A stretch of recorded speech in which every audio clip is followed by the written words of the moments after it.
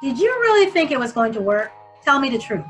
Did you think that your inability to communicate effectively, that your lack of commitment to anything, even completing your schoolwork or completing a task at work, would get you really far in this relationship? What were you thinking? Come on, we know ourselves better than other people know us, or at least we should be. Some people can have an excuse, but everyone doesn't get a pass. There are four C's that are very important in a relationship. There are four absolute things that have to be a part of a relationship. If you don't have these things, and if these things are not strong, that means you're continuously working on one of these areas. But you have to work on them, otherwise, your relationship is just going to crumble and fall to pieces. Of course, the first thing that you need before you can have these four things in a relationship is you need to be honest with yourself. You need to tell yourself that you lack in one of these areas and that you're willing to work on these things, or that you're not willing to work. Come on, face it. There's some of us that don't want to put the work in because at some point we decide that if we put the work in, we're not going to get the results we need. That's okay. But if you want the relationship, if you want to build a strong relationship, then pay attention, okay? So the four C's in a relationship are communication, compatibility, compromise, and commitment. Yes, let's start there. Let's start with commitment. Many people today enter into relationships. It's amazing to me that when I do counseling, or when I'm sitting down in front of people, that one of the things I hear is, I wasn't all in. I told her, she knew that I wasn't committed. I told her right off the bat. Or I told him that I was commitment phobic. I didn't want anything to do with a commitment. Let's just have fun. Have any of you ever heard that? Let's just have fun. What does that mean? Let's just have fun. It means that I don't want to commit. That I'm setting the precedence right now that you should understand that I do not want to commit. I just want to have fun. So you have fun, you start falling in love, or one of you starts falling in love more than the other, and then you determine at that point, that's out the window. What he said and his actions are two totally different things. Pay attention, not necessarily true. His actions are in keeping with what you're presenting. It takes two to tango, remember that. But it does not mean that that person still is commitment phobic. Okay? I'm not talking about commitment phobia today. What I'm talking about is the four C's, the absolute four C's that must be in a relationship that need to be worked on continuously. Like I said, the first one is commitment. Determine if you really truly want a commitment with this person.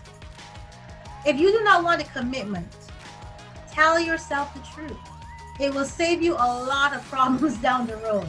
It will save you marriage therapy and group counseling. Trust me.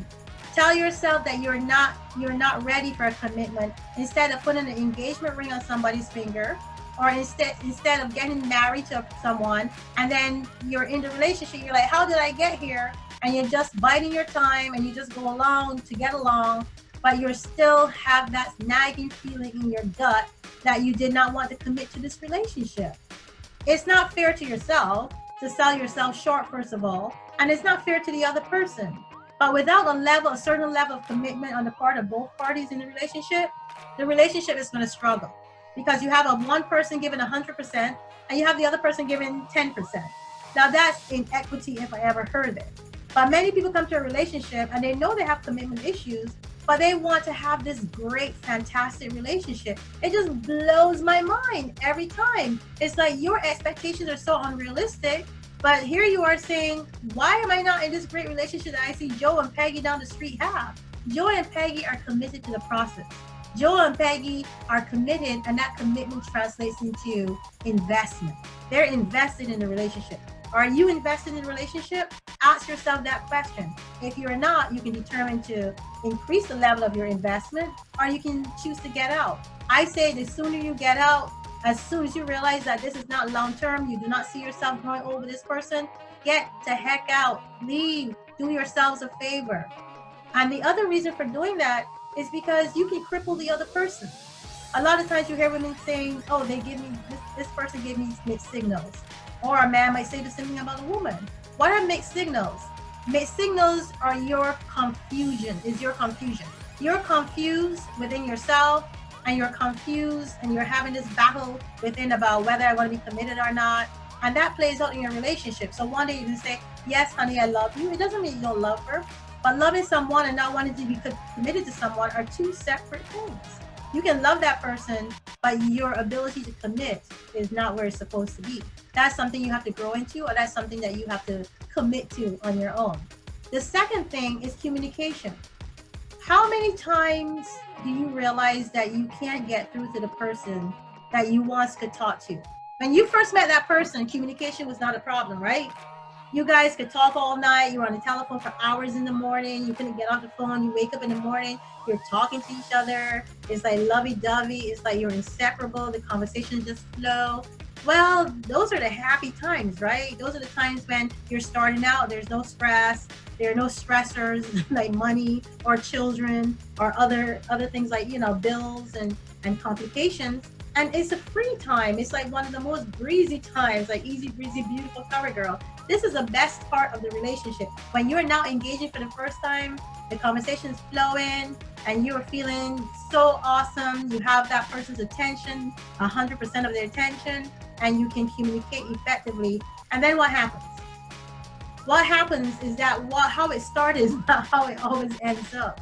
Some people have that benefit of having the person that they're in a relationship with continuing to be themselves. It unfolds and it unrolls, and that person is the same person that you met. But a lot of people, remember, there's such a thing as introversion and extroversion. There are a lot of people that are introverts that come out of themselves for that immediate moment to get what they want or what they believe they need. So they can push through their introversion and they can practice extroversion in that moment. And you're like, oh my God, we have the best conversations ever. And then you get into a relationship and that person climbs up. They climb up under pressure. They climb up under stress. And they're not the same person that you started dating or the same person you married. Because everybody doesn't deal with stress the same way. And everybody doesn't talk about the stress either. So the communication starts to disintegrate. Or something in a relation causes the communication to disintegrate, like infidelity or, secrets, or your inability to just tell the person that, hey, this is too much. This responsibility for me is too much. That usually happens in a lot of relationships, and it usually happens with men. Men are always, this is a society that teaches you that men are supposed to be more responsible and they're supposed to take care of their families and their children. And they don't get to share their burden with their wives because they don't want to burden their wives and say, hey, this is the way I'm feeling, because then what happens? You have both of you nervous and both of you stressed out. So a lot of people take the burden of responsibility on themselves. And I'm not saying that that's the right thing to do, because I think all responsibilities within a relationship should be shared, especially if you have the understanding that relationships are shared responsibility. That's what it is, really. You're having a partnership with this person, whether it is beginning or whether you're already in it, you are indulgent in a partnership with the person you're with. So communication is key. If you cannot tell someone how you feel, if you cannot share your emotions with that person because you feel judgment or because you feel inadequate or because you just don't want to, that's the disintegration of any relationship. The moment you choose to climb up, the moment you refuse to share with your partner is the moment that there's a tear there. And that tear can get bigger and bigger and bigger till eventually you go your separate ways, or you stay in a relationship and you have no level of communication whatsoever. Talk to each other, indulge each other, ask each other about their day. And I mean, some people come home from work. I don't mean ask them as soon as they come in the door, ladies or men.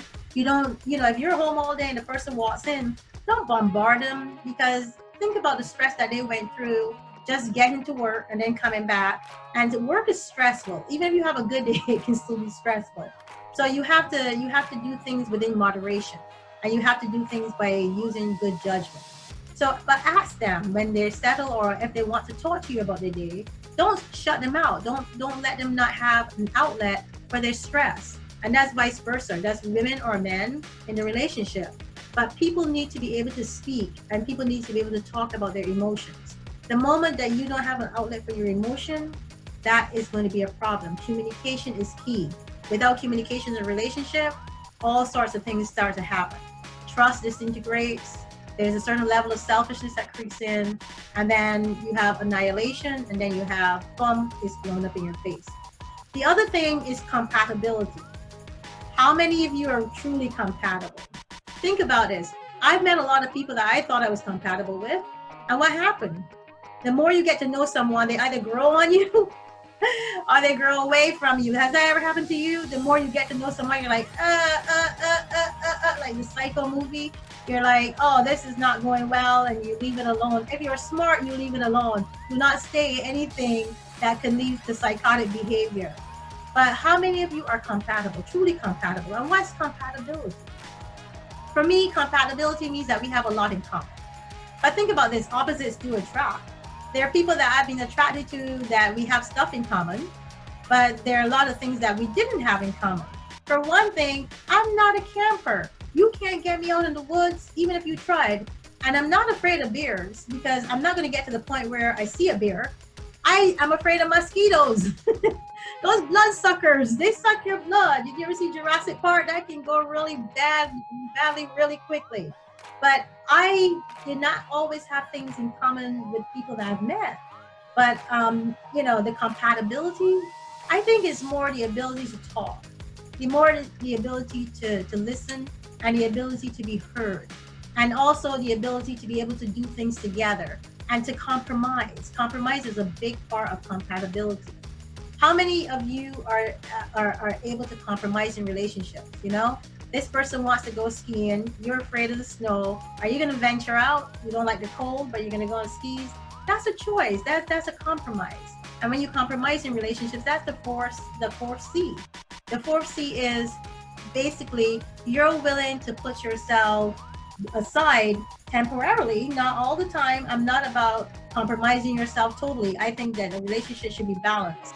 Like the prophet Gilbreth said, you should bring your own cup to the relationship. Both of you should not bring one cup and drink from that one cup. Gee, the cup is going to get empty. You're going to be depleted, and you're both going to be resentful and angry. Bring your own cups. Bring your cup. Fill your cup, and have that person fill their cup. Bring it to the relationship, and there is no depletion. That way, you're both balanced, and you both are, enjoying each other instead of expecting each other to make each other happy. Nobody can make anybody happy. You can just compliment each other, but you cannot truly be the be-all and end-all for another person. So guess what? So you're compatible, but you have to learn how to compromise. There's a lot of times in relationships where you are not going to want to do something, and the other person is going to want to do something. That person wants to go to the opera. You don't enjoy the opera. First of all, the seats are too small and cramped, and you are 6 feet tall, so it's uncomfortable for you. And your partner is just there loving the whole experience, and you may have to suffer through it. I'm not going to tell you how many times you need to go to the opera, or if you should go to the opera. That's your choice. But the thing is, that's compromise. When we put ourselves, behind, and we let the other person to enjoy that moment, to have the enjoyment, because love is about sharing and sharing happiness and joy. If that person's joy is joyful, then that translates to your joy. I once heard in the church years ago, if you want to be a king, treat her like a queen. If you want to be a queen, treat him like a king. That's basically what it is. You're actually compromising, and you're actually strengthening your relationship. So let's go over the 4 C's again. Communication, compromise, compatibility, and what's the last one? I can't remember. Oh, MG, what is the last one? Compatibility, communication. I can't remember all of them. It's commitment, communication, compatibility, and compromise. Those are the 4 C's in a relationship. Those are the 4 C's that you need to focus on. Those are the things that you need to understand that are needed to work. You have to be consistently and constantly working on those 4 C's in a relationship. If you choose to drop the ball on one, you're gonna feel the imbalance in your relationship. You have to remember how to be balanced, and to be balanced is to make sure that all 4 areas in your relationship are strong, or at least they're on the same page. You're on the same page together.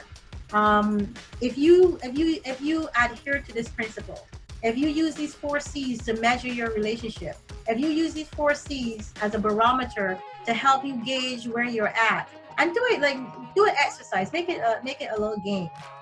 Sit down once a week and ask each other, score me. Where am I as far as communication? Where am I as far as commitment? Where am I as far as compatibility? Where am I as far as compromise? Ask each other those questions.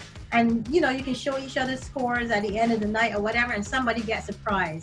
I'm not going to tell you what that prize is. That's for you to determine. I am just a counselor. I'm just a life coach. I'm not telling you how to live your life. But use these 4 C's. Adhere to them, and trust me, your relationship will develop. Your relationship can become stronger.